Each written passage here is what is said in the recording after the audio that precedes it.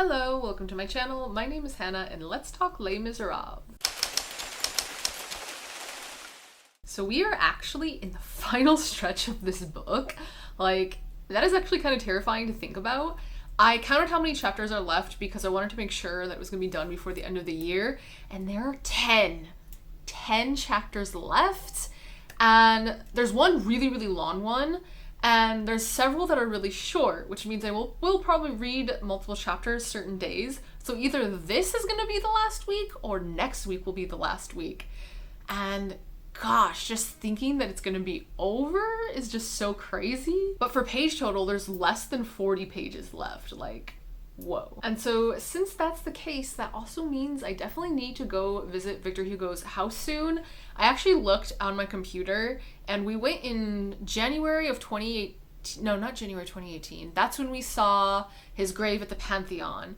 And I do have a picture of that and I will pop that up here. I actually forgot that I have a picture with his grave, which is really weird and is why I'm not smiling in the picture. Because obviously, like, how do you pose with a grave? Like, that's just awkward. Then March of that year, we went to Victor Hugo's house and I barely have any pictures and most of them are like blurry and I have no videos, so it's just like, what? And I don't even have anything of like the outside or anything either. And also that's the trip where like I got one of the coins, but then I lost it when we were at the movie theater later that day. I also lost like a glove or something. So that was not a good day for me losing things. So I definitely want to go there again, but I don't know if I would put it like in one of these vlogs or if I would make it its own video kind of thing. So that's something I'll have to think about. But yeah, the end is coming up fast. And so I read a chapter of Les Miserables today, obviously, and that's actually the last in that book because there was only 2 chapters. And all it was Marius kind of like coming to terms with the fact that Monsieur Fauchelevent and Jean Valjean are the same person. So like there's no dialogue or anything, it's just being in Marius's head for a few pages, which, to be honest, isn't a very good place because I don't really like Marius. I have never liked him, but honestly, I dislike Book Marius more. And I'm finding that a bit frustrating, but some of the things he thinks is just like, why? Like, there's just such a stigma with having been to jail here. And like Marius even talks about it. He's like, these people have no rights in the eye of the law. And he agrees with it. And I'm just like, dude, what the fuck? Get over yourself. But this chapter is called Questions That May Be Contained in a Revelation. And it's pretty much like a brick of pages. There's no like paragraph breaks or anything. And so I'm only going to read a few sentences from this. This is on page 1158, and it says, "And here a contradiction occurred to Marius. About Monsieur Fauchelevent there had always been a hint of defiance, but in Jean Valjean it was trustfulness." Because this is where he's just really struggling to see the two as the same person. Like, in his mind, they're still so separate. And since Jean Valjean came forward and revealed who he was and everything, he's like, oh, like this person is trustworthy, which is weird because it kind of contradicts what he says later. And so 2 pages later it says, "Cosette was his. He adored her and she was utterly unsullied. What else mattered? The personal affairs of Jean Valjean were no concern of his. He concentrated on the words the unhappy man had spoken. I am not related to Cosette. 10 years ago I did not know that she existed. As he said, he had been no more than an episode in her life, and now his part in it was over. It was for Marius henceforth to take care of her. Cosette had found her lover and husband, and, growing wings, had soared upward into heaven, leaving the ugly, earthbound Jean Valjean behind." What the fuck, dude? Earthbound and ugly? Like, fuck you, Marius. To me, Jean Valjean is the best character in this book. Like, he is just a complete badass and asks for nothing in return, and the fact that he even questions if he should be happy is just, like, insane to me. And then here's Marius, who's literally had everything given to him in his like entire life, and the only time he was poor was when it was by choice. He's literally just been given 600,000 francs or whatever the hell it is. He married the love of his life because of this dude. He's alive because of this dude, which he obviously still doesn't know, but he should know. He's just too stupid to figure it out. And he's just like, yeah, this poor, wretched, unfortunate soul kind of thing. Like, fuck you, Marius. And it goes on to say, whenever Marius's thoughts led to him, he always returned with a kind of horror to Valjean. Whatever the extenuating circumstances might be, there could be no escaping the fact that the man was a felon, a creature, that is to say, rejected by society, below the lowest run of the social ladder, the lowest and the least of men. The law deprived men of his kind of all rights, and Marius, democrat though he was in this matter implacably on the side of the law. He was not, let us say, wholly progressive, able to distinguish between what had been written by man and what was written by God, between what is law and what is right. He had not fully weighed these matters, and was not repelled by the idea of revenge. He thought it natural that certain infractions of the law should be subject to lifelong punishment, and he accepted total ostracism as a normal social procedure. Dude, what? And Torty's trying to get on my lap. What are you doing? You're doing, tiny girl. And from there, Marius comes to the conclusion that... Where the hell's my bookmark?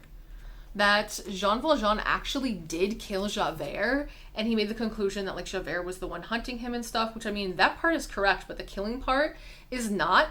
And I don't understand why he comes to this conclusion, because it was in the newspaper that Javert committed suicide. And so it's like, if you're so fucking educated, why aren't you reading the fucking newspaper, dude? Like, it's a tough chapter if you're a Jean Valjean fan, for sure. And so in the end, he just kind of concludes like, well, even if he's like horrible, scum of the earth, shouldn't be alive kind of person, he did raise Cosette, and Cosette turned out okay. And so I guess he kind of, I don't want to say accepts, but it's like accepts Jean Valjean in the end. But he's doing it very reluctantly, because he's like, oh, I made a promise, and even though it's to a felon, I still need to uphold it. But on that note, my point is, if he's freaking out about Jean Valjean, why is he so conflicted about Thénardier? Like, Thénardier has done so much worse, and Marius has literally seen it with his eyes. And he's still like, oh, I need to help Thénardier if I ever run into him kind of thing. And it's just like, bitch, please, like, what the fuck is wrong with you? So yeah, if you can't tell, I'm a bit salty at Marius at the moment. And so the next book, it's book 8, it's called The Fading Light, and the first chapter is called The Downstairs Room. And so that's where I'll start tomorrow, and that is when it's like the next day and Jean Valjean comes to Monsieur Gillenormand's house again, and I just don't know how Marius is going to react to him. I really don't, even though Marius is the one that invited him to come back. I really hate that he, like, feels like Jean Valjean is on a worse level than Thénardier. Like, what the fuck is wrong with you, dude? So yeah, enough of my bitching, I guess. It is 8:30 in the morning, and it actually snowed a bit last night. I'm probably gonna have to bring that succulent in. It's covered in snow right now, but it looks like a bit more than we were expecting. But it's supposed to snow more today and tomorrow, which is very rare for it to snow to begin with in Paris.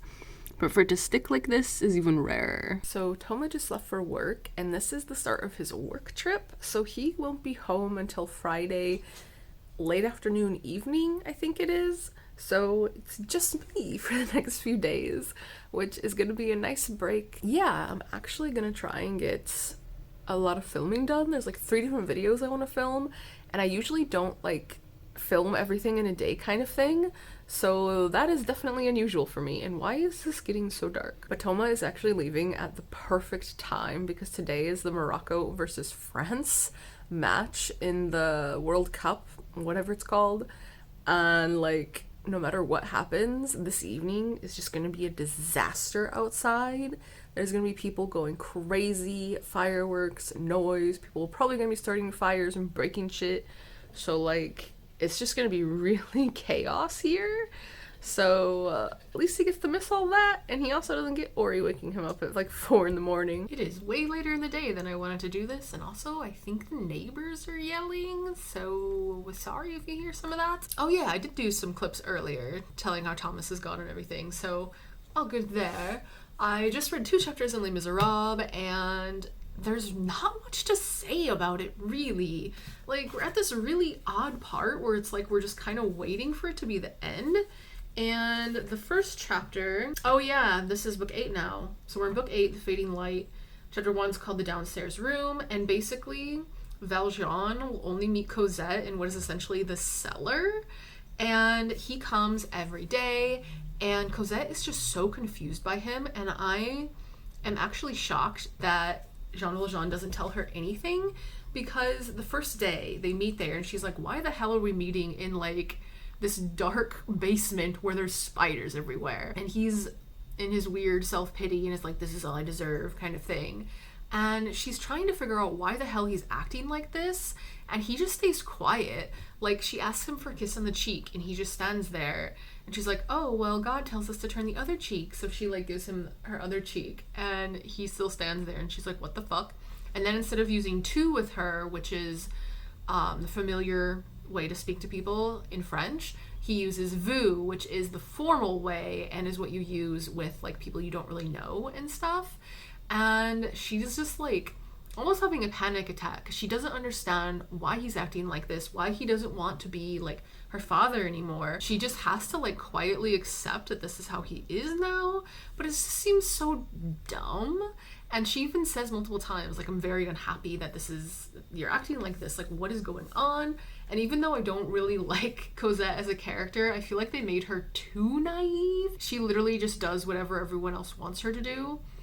I do feel for her in this situation because, I mean, this is a guy that she knew as father for like over half her life, and now he's just like, call me Monsieur Jean instead of father, and it's like, what the fuck? And then the next chapter, Further Backslidings, is basically him just further separating himself from her, even though he is visiting her every day, and it says the visits get longer and longer each day. He can tell that Cosette isn't being as warm toward him, and so what he's doing is being successful, I guess.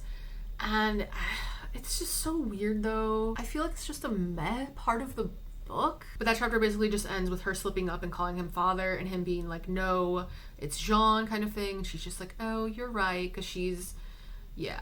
And everyone else, like, to comfort her, I guess, even though they don't know his true identity, they're just like, yeah, he's always been like that. He's an original person, like he's just an oddball kind of thing.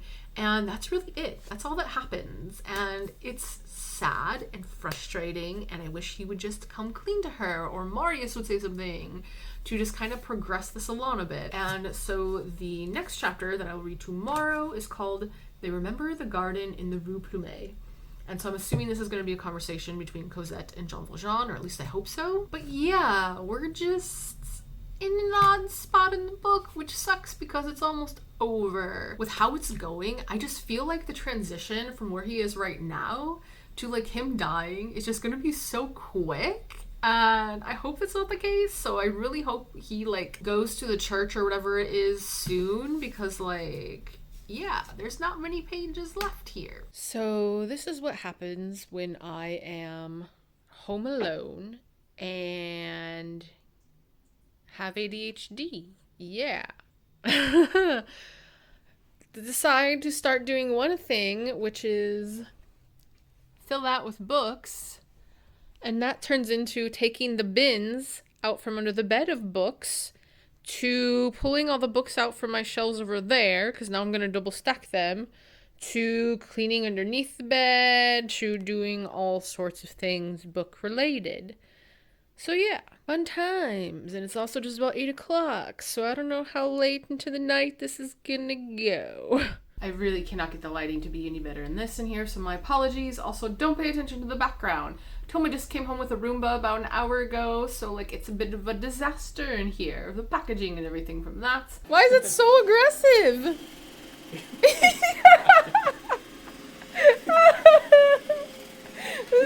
Why is it so aggressive? It's moving everywhere. I'm dying. Also, it's been a while, a lot longer than I wanted to. Every time I wanted to film, I would end up forgetting, and then it would be like 10 at night. So yeah, it's been a little bit busier than expected. Yesterday, we went to my friend Ketavon's house for like a raclette and Christmas cookies party.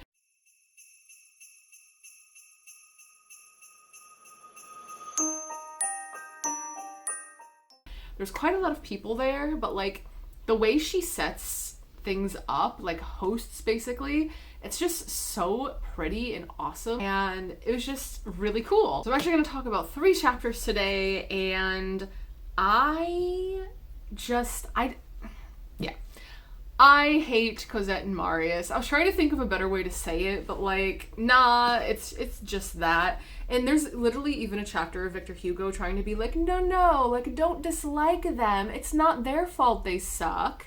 And it's just like, nah, dude, like, nah, I hate them. And I feel like I finally understand this book, because obviously it's called Les Miserables, which is The Miserables. But I was always like, but Jean Valjean's life, like, starts out shitty, but then he does a pretty good job for himself and whatever. And then, like, obviously with Marius and Cosette, like, they end up getting, like, their happily ever after. And so I'm like, it's not just misery, right?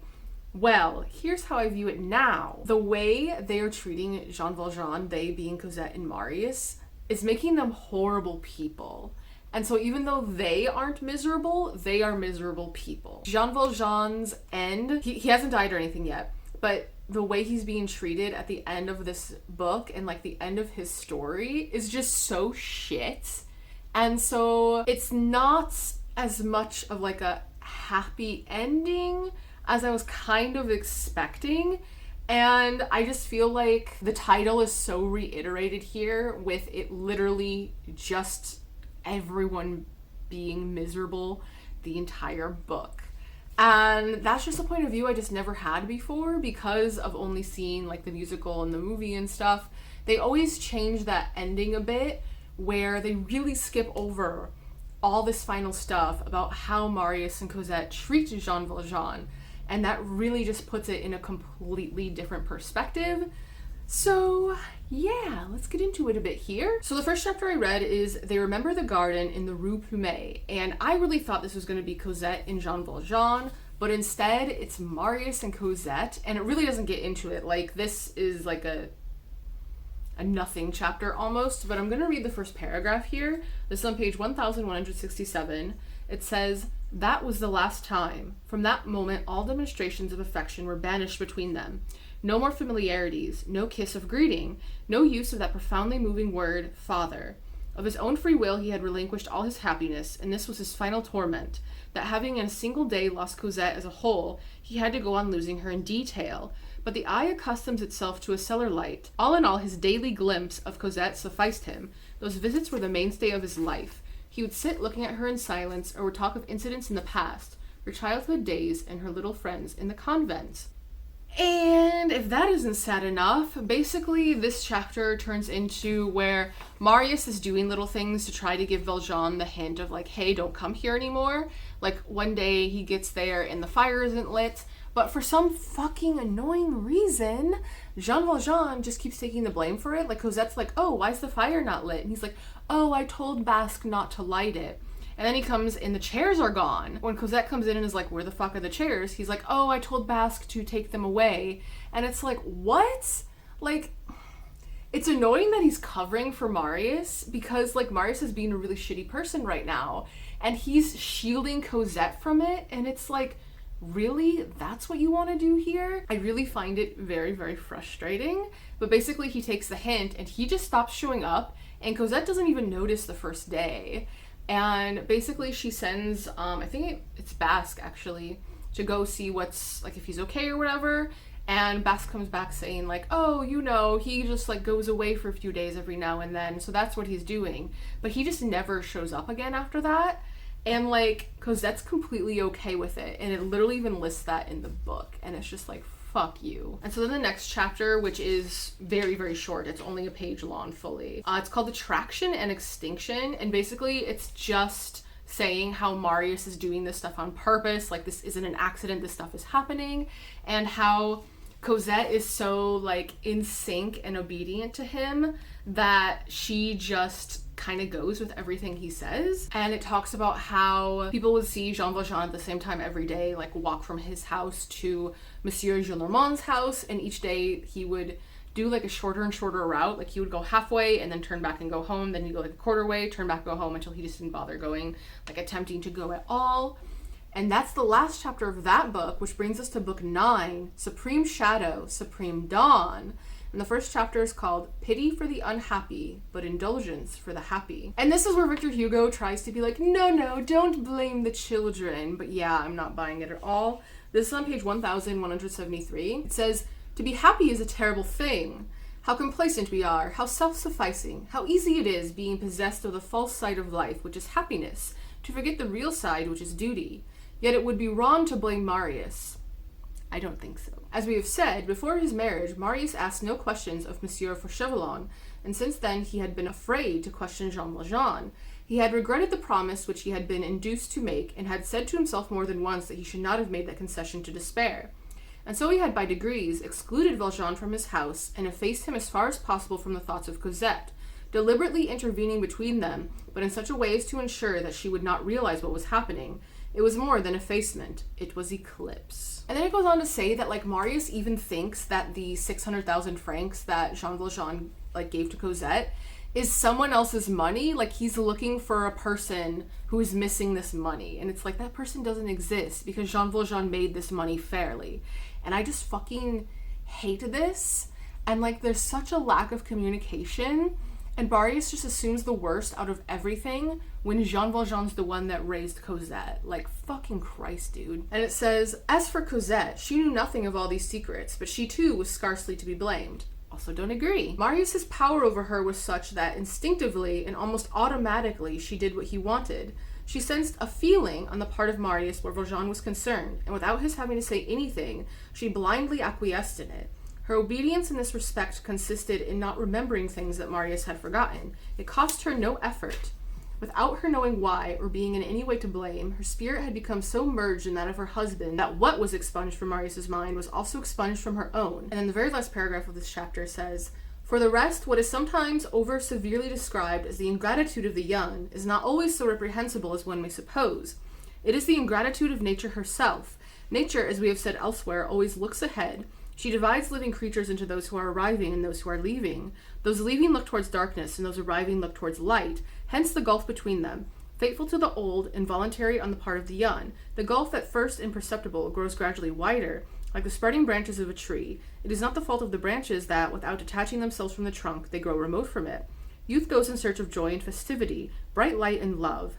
Age moves toward the end. They do not lose sight of one another, but there is no longer any closeness between them. Young folk feel the cooling of life.